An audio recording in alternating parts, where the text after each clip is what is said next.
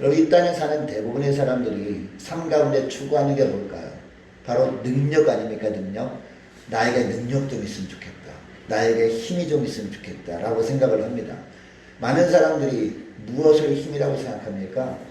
많은 사람들이요 돈이 제일이라고 생각하는 것 같습니다. 그러니까 로또 판매자 앞에 길게 들어서 가지고 그분들한테 어제도 전도했거든요. 전도했더니 필요 없대요. 돈이면 다라고 하더라고요. 예. 아, 돈이 제일이죠? 그런 거 다 필요 없어요. 뭐 이렇게 말씀하시더라고요. 예. 또 어떤 분들은요, 명예가 능력이라고 생각합니다. 그래서 어떻게 하는지 이 명함에 한 줄이라도 더 넣어보려고 어떤 분이 명함 주면은 명함을 또 나한테 주잖아요. 그럼 보니까 명함에 이만큼 있어요. 이력이.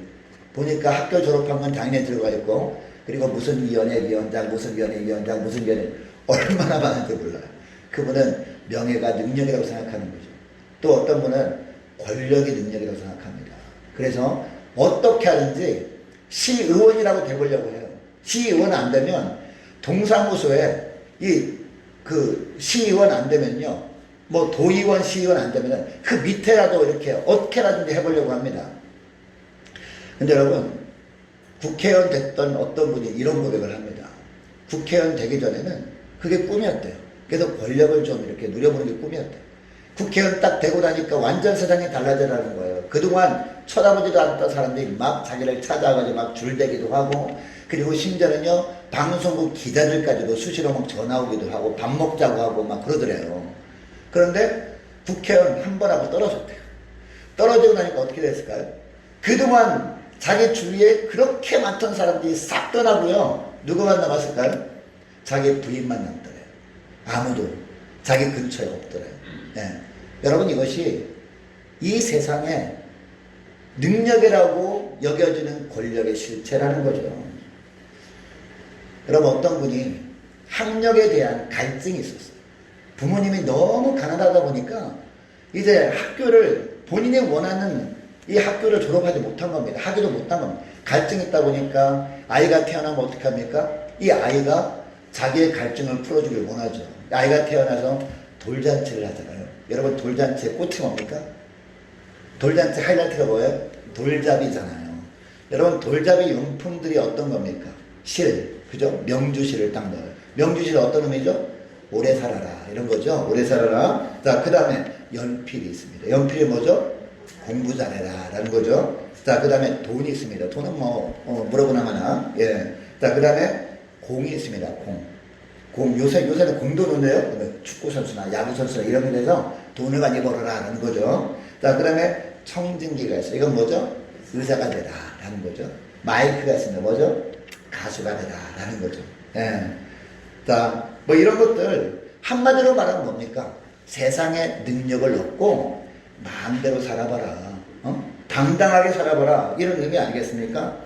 근데 제가 조금 전에 말씀드린 이 학력에 대한 갈증을 느낀 분이요, 어떤 마음이 들었습니까? 이 아이가 공부 열심히 해가지고 자기가 못다한 공부를 열심히 해가지고 학위를 따고 좋은 학교 가길 원하는 거예요. 근데 아이가 뭘 잡아야 돼요? 연필을 잡아야 될 거 아닙니까? 연필을 잡아야 되는데 자꾸 시선이 어디로 가냐면 마이크에 자꾸 시선이 가는 겁니다. 예. 마이크에 시선이 가서 막 손을 막 하고 있는데 어떻게 할까요? 마이크에 싹 치워버리는 거예요. 거기다가 뭘 넣을까요? 연필로 싹 대체해가지고 연필을 집으려고 딱 째려보는 거예요. 아기가 왜 치우느냐는 거죠. 그 다음에 보니까 아기가 돈이 있네. 옆에 보니까 돈한테 시선이 또 가는 거예요. 돈을 집으려고 손이 이렇게 하니까 또 어떻게 될까요? 돈을 싹 치우고 거기 연필을 또 대체하는 거예요. 결국은 연필을 쥐게 하고야만은 그런 모습들을 봤습니다. 여러분, 이런 모든 것들이 어떤 거라고요? 잠깐 지나가는 것들이다라는 거예요. 여러분, 권불 10년이라는 말 있죠. 권불 10년, 화무 10일홍이라는 얘기가 있다고요.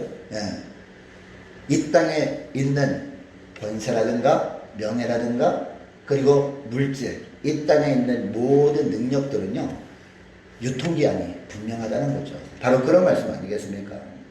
여러분, 그 중국의 최고 부자 중에 한 사람이 알리바바라고 있습니다. 우리나라 쇼핑몰도 많이 있잖아요. 중국의 정말 세계적인 쇼핑몰 중에서 알리바바라고 있습니다. 알리바바를 창시한 누굽니까? 마윈이라는 거 있어요. 마윈. 한동안 뉴스에 항상 나오는 사람에서 마윈이라는 그 회장이. 근데 여러분 이 회장이 요새 이름 나옵니까? 뉴스에? 나오지도 않아요. 아, 어떻게 된 건가? 라고 했더니요. 아, 중국 공산당이 그 알리바바는 회사를 뺏어버렸대. 뺏어버리고 그 마윈이라는 사람이 졸지에 그냥 직장을 잃어버린 거예요. 자기 거였는데 그냥 중국 공산당이 싹 뺏어가 버리니까 아무것도 남는 게 없더라는 거죠. 야, 이것을 보면서 야, 이 세상 물질도 잠깐이구나. 이것을 우리가 느끼게 되는 것이죠.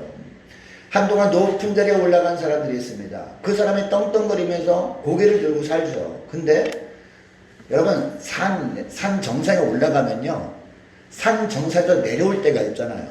예. 이게 바로 세상의 능력이라는 거죠.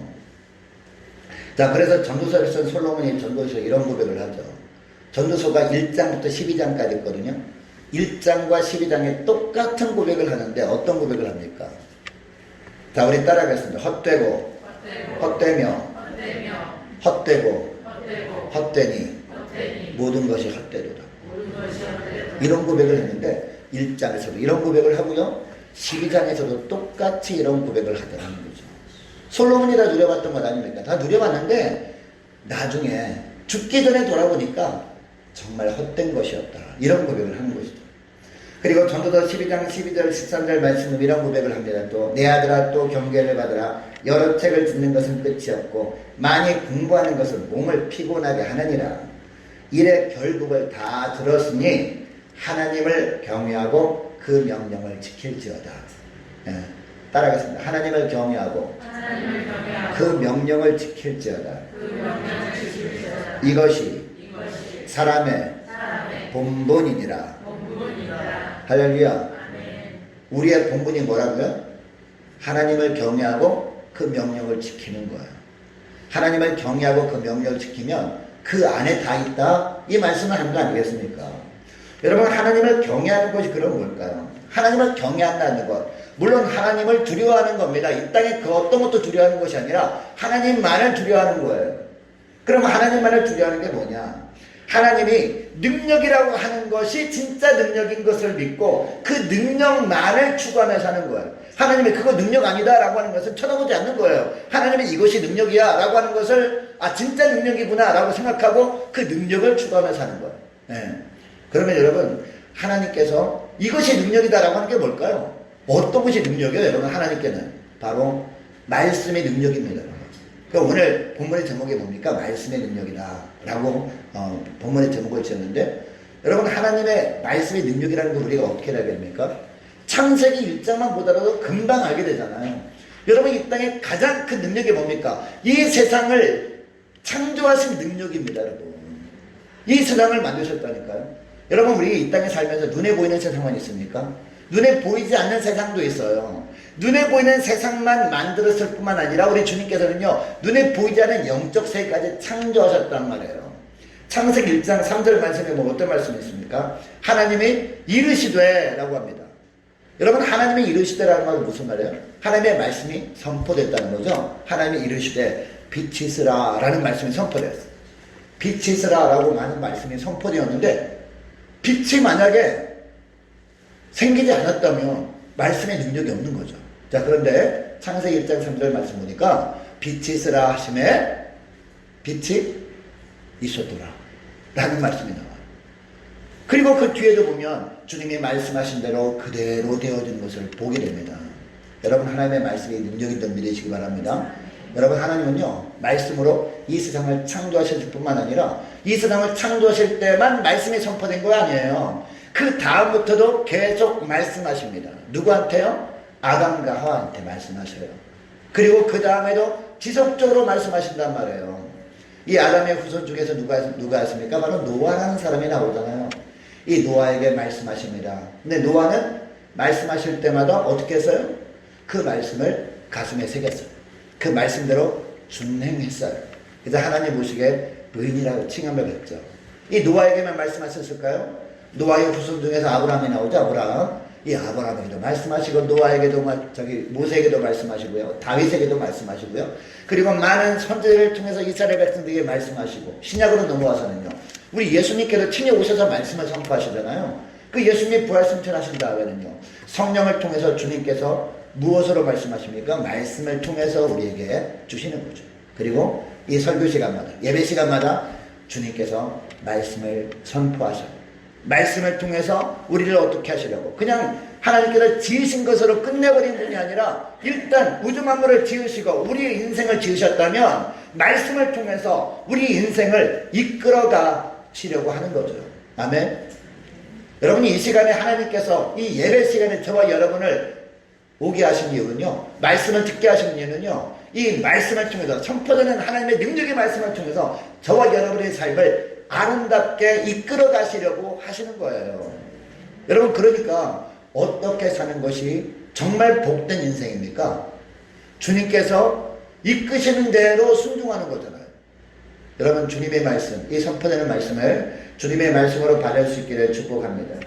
그래서 주님의 뜻대로 주님의 뜻대로 인도함을 받으시는 저와 여러분 되시기를 주 이름으로 축복합니다.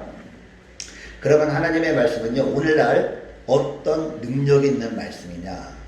자, 오늘 보면 130절 말씀 보면요, 날마다 새롭게 해주시는 능력이라는 거죠.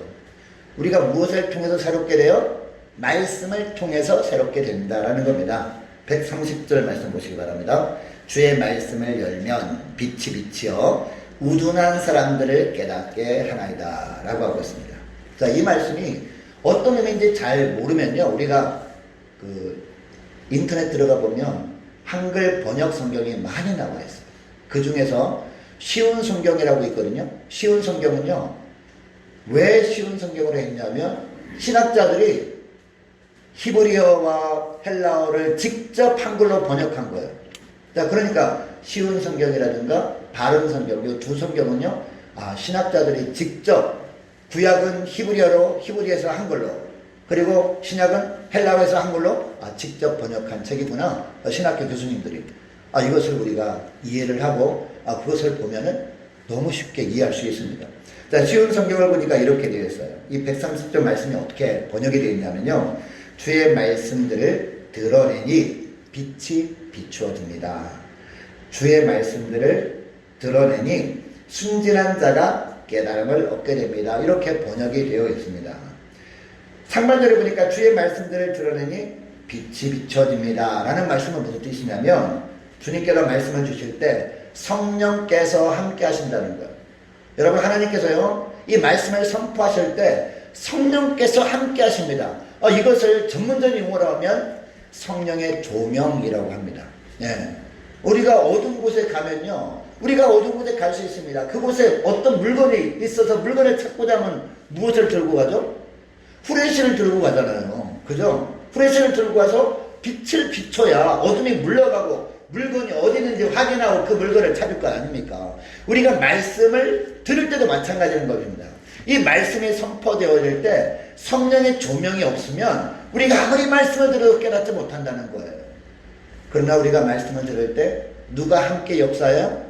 성령이 함께 역사합니다. 성령께서 조명해 주시면 아무리 배우지 못한 사람도 깨닫게 되어진다. 바로 그 말씀을 하는 거예요. 네. 작년에 제가 전도했던 분 중에서 우리 교회 한두 번 나오셨던 할머니 있어요. 90 넘으신 할머니인데, 중국 교포신데, 그분이 간혹 만나거든요. 이 길거리에서 만나서, 교회 왜 못 나오세요? 라고 하면, 자기가 배우지 못해서 말씀을 들어도 뭔 말인지 하나도 몰라가지고 못 나오신다고 하거든요. 그렇게 생각하고 예배에 못 나오신 분들이 간혹 있습니다. 그런데 여러분, 우리가 아무리 정말 깨닫지 못하는 상황 어디서도 성령이 조명하심이 있으면 어린 아이도 깨닫습니다, 여러분. 예. 어떤 교회는요, 그냥 주일학교와 중고등 예배가 따로 있지 않더라고요. 작년 예배 다 함께 예배를 드려요. 그래서 놀래가지고 어린아이들이 그 말씀을 깨닫습니까? 라고 물어봤더니 다 깨닫는데, 처음에는 물론 힘들어했지만 한 달 정도 되니까 적응이 돼가지고, 끝나고 난 다음에는요, 작년 예배 끝나고 난 다음에 각 흩어져가지고, 작년들은 구역 예배를 그때 드린대요. 구역 소그룹 모임하고 중고등부 애들은 중고등부 분반 공부를 한다는 거예요. 그 들은 말씀 가지고 인천에 어떤 교회가 그래요. 예. 그리고 또 유초등부 애들은 유초등부끼리 모여서 분반 공부를 한다는 거예요. 그 물어본대요, 교사들 물어보면 너무나 잘 이해하고 있더라는 거죠. 어린아이들이. 그 이유가 뭡니까? 아이들이 초등학교 다니는 아이들이지만 성령의 조명이 있으니까 그 말씀들을 다 깨닫게 되더라. 바로 그 말씀을 우리가 봉헌을 하고 있다는 겁니다. 여러분 고린도후서 5장 17절 말씀 보면 그런즉 누구든지 그리스도 안에 있으면 새로운 피조물이라 이전 것은 지나갔으니 보라 새 것이 되었도다 라고 하는 말씀이 나옵니다. 이 말씀이 선포될 때마다 말씀의 능력이 우리 삶 가운데 임하게 됨으로 말미암아 우리가 어제보다 나은 오늘을 살게 되고 오늘보다 나은 내일을 살게 되어진다는 겁니다. 점점 하나님의 형상으로 변화되어져 간다는 겁니다. 주님 부르시는 그날까지. 여러분 우리는 하나님의 형상으로 지음받은 존재인 줄 믿으시기 바랍니다. 여기에 형상이라는 단어는요 그림자라는 뜻이에요. 여러분 그림자를 보면 그 실체가 뭔지 금방 알게 되죠. 예, 그림자를 보면 짐승 중에서 고양이구나. 그림자를 딱 보면 생쥐구나. 그림자를 보면 코끼리구나 알게 되죠. 그림자를 보면 사람이구나 라고 알게 된다는 거죠. 근데 우리 삶 가운데 우리 살아가는 모든 삶의 모습이 하나님의 그림자인데 저와 여러분의 삶의 그림자를 보면서 많은 사람들이 정말 하나님의 살아계시구나 이것을 알게 되어져야 된다는 겁니다. 이것이 바로 하나님의 형상대로 지음받은 존재가 우리라는 뜻이에요. 아멘. 근데 지금은 어때요? 지금은 그림자가 희미해가지고 잘 몰라요. 그런데 우리가 이 말씀을 들을 때마다 성령의 조명으로 말씀을 깨닫게 되어지면 우리가 어떻게 돼요? 점점 변화되어져 간다는 거예요. 그림자가 점점 더 뚜렷해져 간다는 겁니다. 그래서 많은 사람들이 우리 살아가는 삶을 보면서 이 사람이 하는 행동을 보니까 이 사람이 말하는 것을 보니까 이 사람이 살아가는 행동 방식을 보니까 하나님이 진짜 계시구나. 하나님이 이런 분인 것 같구나. 라고 깨닫게 되어진다. 이 말씀을 하는 겁니다. 여러분 로마서 13장 12절부터 나오는 말씀처럼요. 밤이 깊고 낮에 가까운 것을 기억하고 어둠의 일을 벗고 빛의 갑옷을 입게 됩니다. 점점. 그리고 낮에와 같이 단정히 행하게 되는 겁니다. 점점. 우리가 어떻게 되면 우리가 선포되는 말씀을 들을 때마다 성령의 조명을 받으면 이렇게 되어진다는 겁니다. 그리고 방탕하거나 술 취하지 않게 됩니다. 음란하거나 호색하지 않게 됩니다. 다투거나 시기하지 않게 됩니다. 오직 주 예수 그리스도 옷 입게 됩니다. 왜요? 밤이 깊고 낮이 가까웠기 때문에. 여러분 낮이 언제입니까? 주님이 이 땅에 다시 오신 날입니다. 하나님 나라가 완성된 날이 점점 가까이 오는 것을 여러분 믿습니까? 많은 분들이 코로나 때문에 염려하는데요. 성경에 예언되어 있는 겁니다, 여러분. 요한계시록을 보면 다 예언되어 있어요. 이런 전염병이 번져가지고 몇 사람이 죽게 된다. 그게 다 예언되어 있다니까요. 그러면 이런 코로나뿐만 아니라 더 심한 그런 재난들이 찾아온다 할지라도 우리가 두려워 떨 것이 아니라 우리가 어디를 바라봐야 돼요? 주님이 재림할 때가 정말 다가왔구나. 바라보면서 어떻게 해야 돼요? 우리가 어둠의 일을 벗고 빛의 갑옷을 입어야 된다는 거예요. 진짜 그날이 가까웠구나 생각하고 여러분 이것을 기억하고 날마다 새롭게 하시는 말씀의 능력을 체험하며 살아갈 수 있기를 축복합니다. 자, 두 번째요. 악에서 지켜주시는 능력이라는 거예요. 말씀의 능력이. 자, 128절 말씀이에요. 자, 128절 말씀 보면 그러므로 내가 범사의 모든 주의 법도들을 바르게 여기고 모든 거짓 행위를 미워하나이다 라고 하고 있습니다. 자, 이것도 쉬운 성경으로 보니까 이렇게 되겠습니다. 내가 주의 모든 교훈들을 옳다고 생각합니다. 나는 잘못된 모든 길들을 미워합니다 라고 되어 있어요. 자, 상반절을 보면요. 주의 모든 교훈들을 옳다고 생각한다 라고 되어 있습니다. 자, 성경 말씀이 나오는 어떤 구절도 옳다고 여기게 되는 거예요. 이게 바로 말씀의 능력이라는 겁니다. 자, 우리가 성경 말씀이 읽다 보면 물론 동의가 되는 부분도 많이 있습니다. 그런데 다른 건 다 동의하겠는데 다른 건 다 이해가 되는데 이것만큼은 도저히 이해할 수 없어 라는 부분이 왜 없겠습니까? 당연히 있습니다. 말씀 읽다 보면 이 마음에 딱 걸려가지고 더 이상 넘어가지 않아요. 아니 하나님이 이런 하나님이란 말이야? 말도 안 돼 라고 생각하는 부분이 딱 닥치게 되면 넘어가지 않습니다. 그죠? 이해가 되지 않습니다. 이 마음에 딱 걸리는 게 있는 거죠. 그럼 어떻게 해야 됩니까? 그러면 기도하는 거죠. 하나님, 성령 하나님, 이 말씀을 우리가 읽을 때마다 성령께서 조명해 주셔야 제가 깨닫게 되는데 하나님, 이 말씀만큼은 도저히 이해가 되지 않습니다. 용납이 되지 않습니다. 성령 하나님 깨닫게 하여 주옵소서. 주님의 마음을 알게 해 주옵소서. 라고 기도하고 그 다음에 기도하는 마음으로 말씀이 있잖아요. 그러면 기가 막힌 일들이 벌어져요. 조금 전까지만 해도 기도하기 전까지만 해도 도저히 이해가 안 돼서 마음이 답답했었는데 이것이 바로 해결이 되는 거죠. 야, 이 말씀 속에서도 주님의 사랑이 숨겨져 있구나 라는 것을 깨닫게 되면서 마음이 시원해지는 거예요. 그러면 그 본문이 딱 뛰어넘어지는 거죠. 이해가 되면서 바로 그 다음 본문으로 넘어가게 되어지는 겁니다. 자, 그리고 128편 하반절 나오는 시편 기대와 동일한 고백을 하게 되는 것이죠. 나는 잘못된 모든 것을 미워합니다 라고 고백하는 겁니다. 여러분, 성경 말씀에서 하나님께서 죄라고 하는 부분들을 읽으면서 우리가 어떻게 생각하게 됩니까? 우리가 하나님의 말씀들이 다 옳다고 느껴지게 되면 성령의 은혜로 말미암아 어떻게 하게 돼요? 아, 하나님께서 가증히 여기는 것들이 이런 것들이구나. 이런 죄도 하나님의 가증히 여기시네. 이런 죄도 하나님이 너무 미워하시네. 혹시 나의 삶 가운데 아주 조그만 부분이라도 하나님이 이처럼 미워하시고 싫어하시는 죄악들이 모습이라도 있는 것은 없는가? 라고 살펴보게 되는 거죠. 여러분, 이것이 큐티입니다. 여러분, 큐티. 예. 제가 지난 시간에 적용에 대해서 말씀드렸죠. 적용할 때 이렇게 살아야겠구나 라고 결단만 하면 되는 것이 아니라 우리가 어떻게 해야 돼요?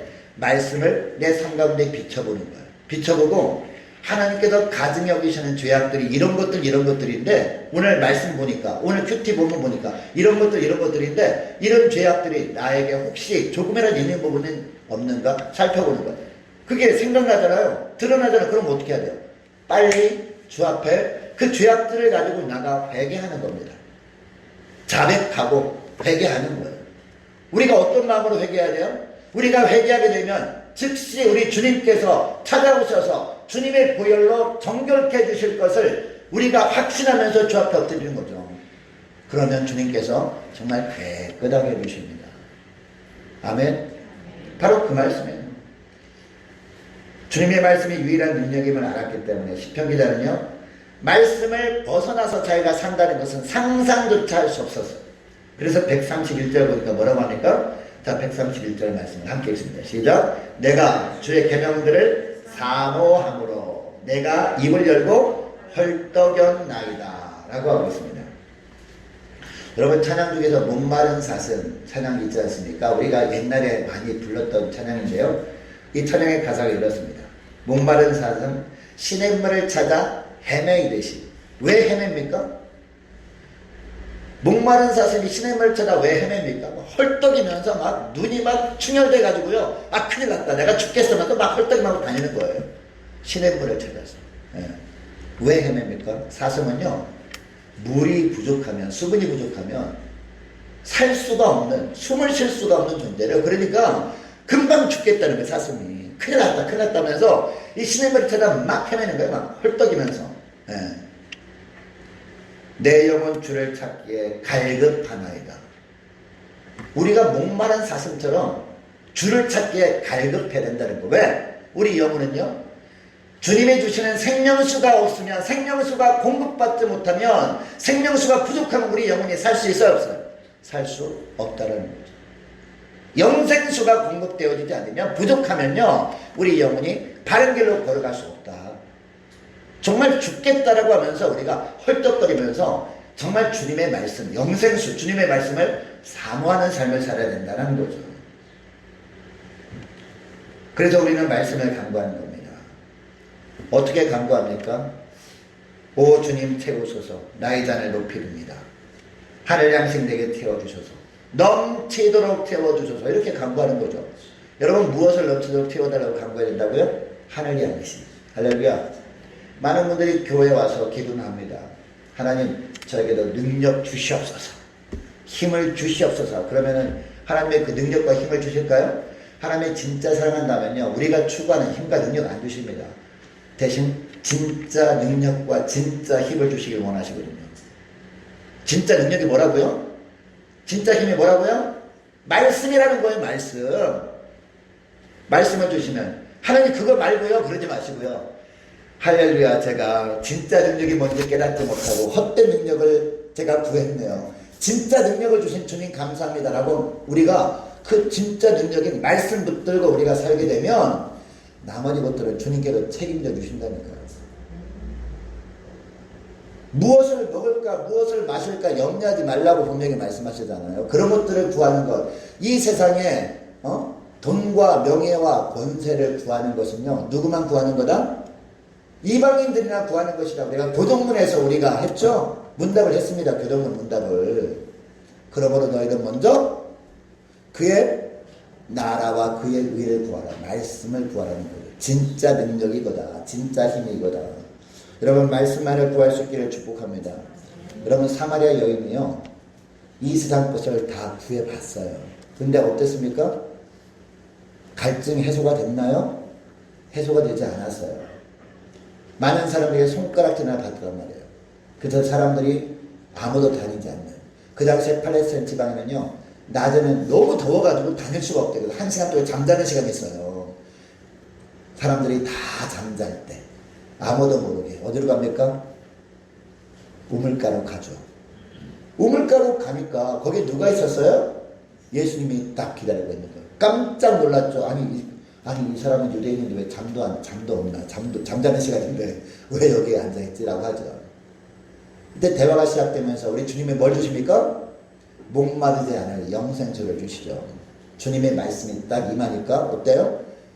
해갈됐죠. 목마름이 다 사라졌어요. 너무나 기뻐가지고 결국 어떻습니까? 완전히 달라진 인생이 되더라는 거예요. 영혼이 점점 죽어가다가 살아났죠. 예. 그런 모습이 있습니다. 사랑하는 여러분, 저와 여러분이 추구하는 것이 무엇입니까? 먹어도 갈증만 느끼는 이 세상의 힘과 세상의 능력입니까? 그건 내려놓으시고 주님이 주시는 진짜 힘과 진짜 능력인 말씀을 추구하며 살아갈 수 있기를 축복합니다. 저와 여러분의 심령 가운데 능력이 진정한 능력, 영원한 능력인 하나님의 영생수, 예수님이 주시는 영생수인 말씀으로 충만하게 채우며 살아갈 수 있기를 축복합니다. 자, 그리고 세 번째 134절 말씀 보니까요. 고난에서 건져주시는 능력이라는 겁니다. 자, 134절 말씀 보시기 바랍니다. 사람이 박해에서 나를 구원하소서라고 하고 있습니다. 그리고 143절 말씀도 보니까요. 환난과 우한이 내게 미쳤으나 라고 하고 있습니다. 이것을 보면 시편 기자는 말씀대로 살다가 엄청난 시련을 만났었음을 알 수 있습니다. 이것뿐만 아니라 우한도 겪었다는 것. 여러분 우한이 뭡니까? 우한. 예. 집안에 아무런 이유도 없이 막 생기는 그런 어려움 아닙니까? 그냥 아무런 이유도 없이 그냥 아이가 시름시름 아파요. 그리고 아무런 이유도 없는데 뭐 집안에서 뭐 일을 하다가 갑자기 뭐가 뚝 떨어져가지고 머리에서 뭐 혹이 나기도 하고 막 이상한 일들이 벌어지는 게 이게 무한 아니겠습니까? 예. 그러니까 다윗도 가정 가운데 이런 우환이 있었던 것 같습니다. 시편 기자는 이 두 가지 시련을 모두 겪고 있는 겁니다. 이런 상황 속에서 말씀의 맛을 모를 때는요. 어떻게 했을까요? 말씀의 맛을 모를 때는 말씀으로 충만하게 태우지 않는데 어떻게 했을까요? 하나님 어떻게 다른 사람도 아니라 하나님께서 축복해 주시겠다고 말씀해 주신 나에게 이런 일을 주실 수가 있습니까? 어떻게 이런 일들이 말도 안 되는 일들이 그것도 한두 번이 아니라 연속해서 이렇게 생김으로 말미암아 나를 힘들게 할 수 있습니까? 라고 불평했다는 거죠. 원망했다는 거죠. 그러나 말씀이 살아있음을 알고 나서 이 말씀으로 충만하게 체험받고 나서는 달라졌다는 거죠. 이 말씀을 통해서 시련을 주신 하나님의 뜻을 깨닫게 되는 것이죠. 이것이 130절 말씀이거든요. 130절 보니까 주의 말씀을 열면 빛이 비치어 우둔한 사람들을 깨닫게 하나이다. 여러분 여기 우둔한 사람들이 다른 사람들이 아니에요. 날마다 예배를 드립니다. 그런데 맨날 불평해요. 하나님 왜 이렇습니까? 왜 이렇게 힘들게 합니까? 하나님 걷어가실 거면 괜히 주셔가지고 사람 장난칩니까? 놀립니까? 라고 할 수 있다는 거죠. 네. 그런데 깨닫기는 어때요? 어떤 환경 속에서도 감사하게 돼요. 하나님께. 네. 말씀의 맛을 보기 전에는 이 시편 기자도 우둔한 자였습니다. 어리석은 자였습니다. 그래서 고난이 있을 때마다 하나님을 향해 불평했습니다. 주의 뜻을 깨닫지 못했기 때문이에요. 그러나 말씀을 아는 후부터는요. 말씀을 통해서 깨닫게 되는 겁니다. 여러분, 특별히 여러분, 그 당시에는요, 말씀하면은요, 모세오경 아니었겠습니까? 이 모세오경 중에서 창세기가 있잖아요. 이 창세기에 정말 이 험악한 삶을 살았던 사람, 물론 야곱도 있었지만 여러분, 요셉도요, 너무나 기가 막힌 기구한 삶을 살았잖아요. 이 요셉 이야기를 쭉 읽으면서 나에게 주신 고난의 뜻이 이거구나 라고 깨닫게 된 거죠. 여러분, 요셉이 너무나 어이없는 그런 고난을 당했잖아요. 애굽에 팔려갔습니다. 보디발의 집에 종살이를 했습니다. 결국 억울하게 옥에 갇혔습니다. 옥에 갇혀서 결국은 이제 술 맡은 관원장과 떡 굽는 관원장 꿈 해석을 해주잖아요. 해석해준 대로 되면은 풀어주겠다고 약속했는데 안 풀어주잖아요. 고생하다가 결국에는 애굽의 바로왕의 꿈을 해석해주고 결국 그것 때문에 총리 대신이 되지 않습니까? 그처럼 고생하다가 결국은 총리 대신이 된 다음에 어떤 일이 벌어집니까? 대기근이 찾아오죠. 그래서 야곱 가족이 모두 다 애굽으로 이주하게 됩니다. 물론 이 아버지 야곱이 살았을 때까지만 해도 괜찮았어요. 총리 대신에 식구라고 해서 대접을 받았단 말이에요. 근데 문제는 이 야곱 아버지가 죽은 이후였어요. 죽은 이후에 그 형들이 어떡합니까? 막 두려워 떱니다. 야, 아버지도 없고 하니까 이제 보복할까 분명 우리 어떻게 하지? 우리가 죽으려면 기다려야 되나? 라고 했단 말이죠. 그런데 여러분, 야곱이 죽은 다음에 그렇게 두렵고 떨고 있는 형들 앞에 요셉이 나타나서 뭐라고 합니까? 창세기를 읽다가 이 부분 와서 눈물이 흐르지 않으면 크리스찬이 아니에요. 저는 창세기 읽을 때마다 이 부분 딱 보면요, 막 울컥해가지고 정말 견딜 수가 없더라고요. 창세기 50장 19절부터 제가 읽어드릴게요. 요셉이 그들에게 이르되 두려워하지 마소서. 내가 하나님을 대신하니까. 당신들은 나를 헤아려 하였으나 하나님은 그것을 손으로 바꾸사 오늘과 같이 많은 백성의 생명을 구원하게 하시려 하셨나니 당신들은 두려워하지 마소서. 내가 당신들과 당신들의 자녀를 기리리다 하고 그들을 강곡한 말로 위로하였더라. 하나님의 뜻을 알았던 겁니다. 요셉은. 그러니까 어떤 환경에서도 불평하지 않을 수 있었던 거예요. 늘 말씀을 묵상하고 말씀을 가까이했던 요셉이었거든요. 그러니까 하나님의 뜻을 분명히 하니까 어떤 어려움 속에서도 주님만을 바라볼 수 있었던 거죠. 그리고 결정적인 순간에 하나님의 뜻을 모른 채 두려워 떨고 있는 그 형들 앞에서 이렇게 고백하고 하나님의 뜻이 있었다. 그동안 나에게 그처럼 고난과 시련이 있었던 것은 다 이 날을 위한 하나님의 계획이 있었다는 거죠. 이렇게 고백할 수 있었던 거죠. 이것을 여러분 이 시편 기자가 말씀을 통해서 알게 된 거 아닙니까? 알게 되니까 그렇구나. 요셉에게 임했던 고난에도 하나님의 뜻이 있었던 것처럼 나에게도 이처럼 말도 안 되는 시련과 역경과 그 어려움이 있지만 다 하나님의 뜻이 당연히 있겠구나 라고 여기게 되었다는 겁니다. 그래서 고난을 건져주셨다는 것은요, 이 고난을 계속 당하지 않도록 손을 내밀어 건져주셨다는 의미도 있지만 어떤 의미입니까?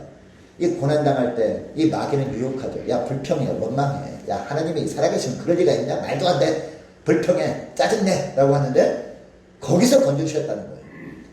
여전히 고난 가운데 있지만 하나님을 찬양하고 하나님을 감사할 수 있었다는 거예요.